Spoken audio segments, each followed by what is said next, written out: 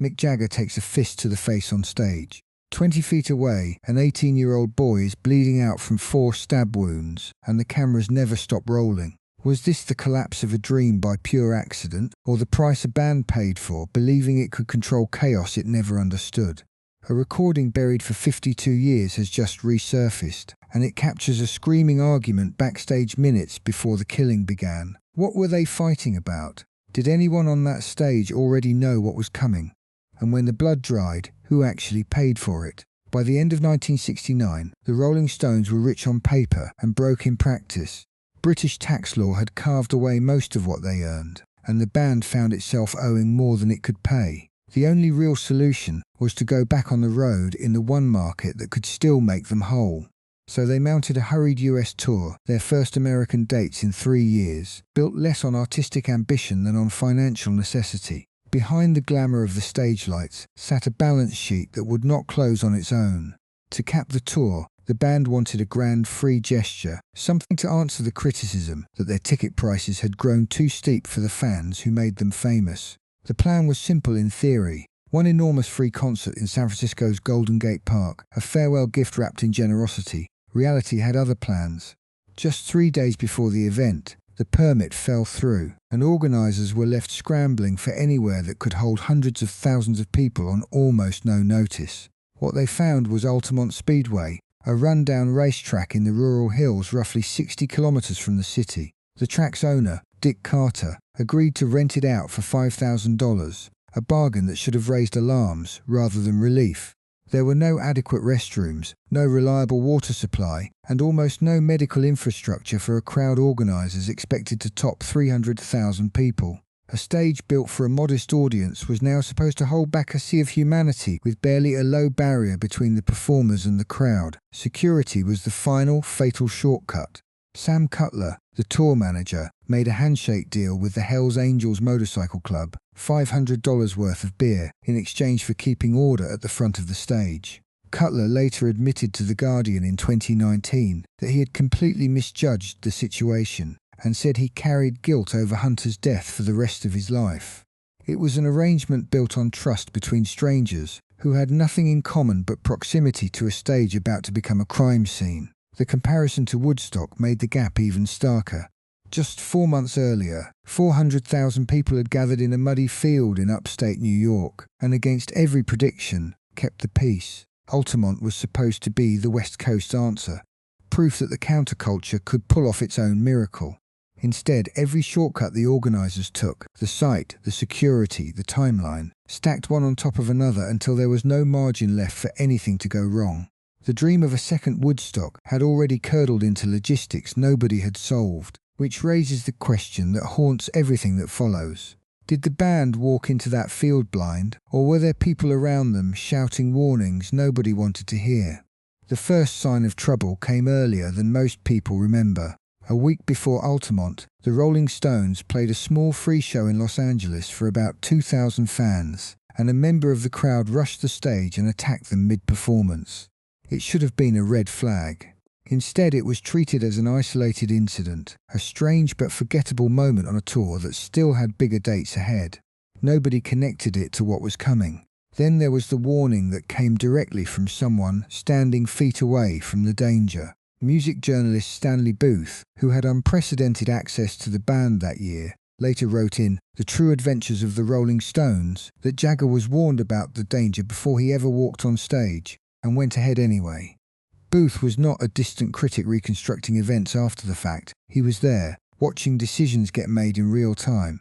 Why would a band already primed by a stage attack ignore a direct warning from someone they trusted? The clearest signal, though, came from another band entirely. The Grateful Dead had been booked to perform at Altamont, but pulled out at the last minute, unwilling to risk their own crew and fans on a security plan they didn't believe in. Guitarist Bob Weir later put it bluntly, they knew it was going to be a disaster. This wasn't hindsight dressed up as prophecy. It was a working band, embedded in the same countercultural scene, making a call the Rolling Stones chose not to make. Even the performance itself carried a signature of dread. Musicologist Timothy English later analysed the recording of Under My Thumb from that day, and found the band playing roughly 10% slower than their usual tempo. a shift widely attributed to the tension of performing in front of a crowd already spiraling out of control. Their instruments, in other words, were registering the fear their mouths weren't saying out loud. A slowed-down riff doesn't lie the way a press statement can. Taken together, these were not vague, after-the-fact rationalizations invented to explain a tragedy. They were a stage attack a week prior, a direct warning delivered backstage, a headline band walking away entirely, and a tempo shift audible in the recording itself. 4 separate signals from 4 separate sources, all pointing in the same direction. And still the band walked out to the microphones. Whatever caution existed backstage evaporated the moment the amplifiers came on. Within minutes, the fragile order holding the afternoon together would begin to collapse in front of 300,000 witnesses.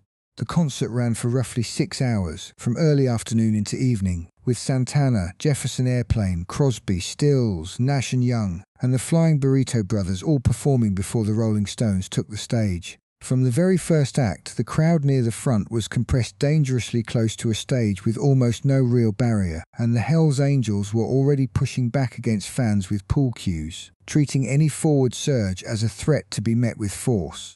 What should have been a joyful afternoon of music was, from its opening notes, a pressure cooker with no safety valve. Keith Richards tried to diffuse the tension the only way he knew how, by talking to the crowd directly. He stepped up to the microphone and told everyone to calm down, warning that people would get hurt if they didn't settle. The words were meant to soothe, but in a crowd already strung tight with fear and chemical excess, a warning from the stage did the opposite of what he intended. Telling a frightened crowd that violence is imminent rarely makes anyone calmer. The breaking point arrived during Jefferson Airplane's set. A confrontation erupted between the Hells Angels and the audience, and singer Marty Balin was knocked unconscious by a punch from one of the bikers, right there in front of the crowd and the cameras. The band had to stop playing entirely. It was no longer a concert with isolated pockets of trouble. It was a stage that had visibly lost its own authority, in full view of everyone watching. Underneath all of it sat a simple, ugly explanation. Before the show, many of the Hells Angels had reportedly consumed large amounts of beer along with LSD, leaving them in no condition to perform the security role they had verbally agreed to. Men hired to keep order were, by the time the sun dropped low over the speedway, no longer capable of judging a threat from a joke, a shove from an attack. The people responsible for the crowd's safety had become one of the most volatile elements inside it.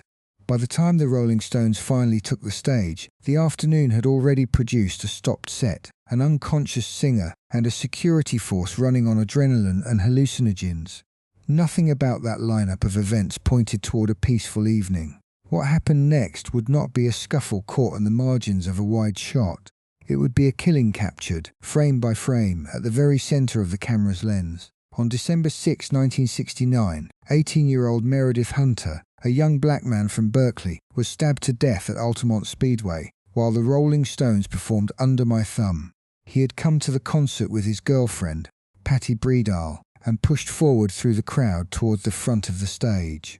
What happened between him and the men around him in the final minutes of his life has been picked apart for more than 5 decades, precisely because so much of it exists on film. That footage exists at all is its own strange twist of fate. Directors Albert and David Maysles were filming a documentary that would become Gimme Shelter, and their cameras happened to catch Hunter drawing a handgun in the crowd moments before he was stabbed, a sequence so unlikely that early audiences reportedly struggled to believe it was real and not staged for the film. The image of Hunter as a purely innocent bystander, though, doesn't survive contact with the full record. His autopsy revealed methamphetamine in his system, and police found a .22 caliber handgun in his possession, a weapon he had purchased legally that same day. None of this excuses what followed, but it complicates the tidy narrative of a helpless victim swallowed by random violence. He was a frightened teenager in a dangerous crowd, carrying a gun he had bought hours earlier, not a passive figure standing still. Hunter was stabbed 4 times by Alan Passaro, a member of the Hells Angels, and rushed toward medical help that the venue was never equipped to provide. He died before reaching a hospital. Passaro was charged with murder, but in 1971 a jury acquitted him, accepting his claim that he had acted in self-defense against a man he'd seen holding a gun. The footage that made the killing undeniable was the same footage that, in the eyes of the law, justified it. There is no version of this story where a teenager's death becomes a clean, satisfying resolution. The trial answered a legal question and left every moral one exactly where it started. The courtroom closed the case, but for the people who lived through that afternoon, the consequences were only beginning to unfold. Legally, almost no one was held accountable. Meredith Hunter's family later sued both the Rolling Stones and the Hells Angels, but the case never made it through the courts to a resolution. No member of the band ever faced legal consequences for a death that happened while they performed, on a stage they had booked, guarded by security they had personally hired. Alan Pissarro, the man who killed Hunter, never publicly expressed remorse for what he had done. He died of a drug overdose in 1985, 16 years after the acquittal, having never once spoken about regret. A death that reshaped an entire cultural narrative ended, for the man at its centre, in silence rather than reflection. The concert's shadow reached well beyond the people directly involved. In the aftermath, major acts including the Beatles and Led Zeppelin publicly stated they would avoid large-scale free concerts going forward, wary of repeating a disaster on that scale. The very format of the outdoor mega-concert, still riding high on Woodstock's success months earlier, was permanently altered by what had happened in the hills outside San Francisco. Mick Jagger's own reckoning with the event has remained strikingly guarded. In a 1995 interview with Rolling Stone magazine, he said he felt no real regret about Altamont, describing it as simply a terrible night rather than a failure the band bore responsibility for. Keith Richards, questioned by Alameda County Police for 5 hours after the killing but never charged, offered a very different tone decades later. In his 2010 autobiography, Life he called Altamont a terrible mistake, a rare admission from inside the band that something had gone deeply wrong. Between Jagger's detachment and Richards' late confession sits the uncomfortable truth of how institutions survive their own disasters, quietly, unevenly, and rarely with anyone fully owning what happened. One man calls it a bad night, the other calls it a mistake he still carries. That split in how the people closest to it chose to remember Altamont opens a much larger argument, one that historians and critics are still having today about what the event actually meant. For decades, the dominant reading of Altamont has been simple and almost mythic, the death of the hippie dream. Coming just 4 months after Woodstock's 400,000 attendees proved peace and love could scale to a stadium-sized crowd, Altamont seemed to prove the exact opposite, that the same ideals collapsed the moment the conditions turned even slightly hostile. Commentators at the time rushed to declare the 60s effectively over on that Speedway infield. There's real evidence behind that reading. Sociologist Robert Christgau argued that Altamont fractured public faith in the so-called Summer of Love and the broader counterculture movement, and that many middle-class Americans who had been cautiously sympathetic to hippie culture turned away from it almost overnight. A single afternoon of violence did more to shift public opinion than years of skeptical newspaper editorials had managed. Not every historian accepts that framing, though. In his 2008 book, the Altamont myth author Michael Lydon pushed back directly, arguing that Altamont wasn't a death at all, but a painful coming of age, proof that the counterculture had to confront its own naivety about crowds, security, and improvisation before it could mature into something more durable. It's a colder, less romantic reading, but one that treats the movement as something that survived, rather than something that died. Whichever interpretation people favour, the cultural footprint is undeniable. From 1969 to today, Altamont has become cultural shorthand for the abrupt end of an era, referenced across thousands of articles, books and documentaries. Few single afternoons in American music history have been picked apart, debated and reinterpreted so many times by so many different generations. Maybe both readings are true at once. A dream did die that day, and something more clear-eyed did grow in its place. Neither version erases what actually happened on that stage. But arguments about symbolism can only go so far before they run into a simpler, harder fact. Real people did not walk away from Altamont, and that loss doesn't resolve itself in a debate about meaning. By the time the Rolling Stones left the stage that night, 4 people were dead. Meredith Hunter had been stabbed. A man named Meredith Curtis, misremembered by some as Mark, drowned in an irrigation canal at the edge of the grounds. 2 more died in car accidents as the crowd tried to leave. Somewhere in that same chaos, roughly 4 babies were born. Life and death shared the same muddy field, almost close enough to touch. It took 50 years for the wound to receive even a small formal acknowledgement. In 2019, exactly half a century after the killing, a group of local fans placed a memorial marker for Meredith Hunter at Altamont Speedway. He is buried at Evergreen Cemetery in Oakland, and to this day, people curious about rock history still visit his grave, a quiet, ongoing reminder that history's soundtrack often has a body count nobody talks about at the party. So was Altamont punishment handed down by fate, or something far more ordinary? The evidence points toward the second answer. It was the predictable result of a rushed venue, a security force paid in beer, and a band that heard warning after warning and chose the stage anyway. No curse needed to explain it, just arrogance, shortcuts, and a refusal to imagine that the worst outcome was actually on the table. Now it's your turn to weigh in. Do you think the Rolling Stones deserve the blame history has assigned them, or were they just one broken link in a much longer chain? Leave your answer below.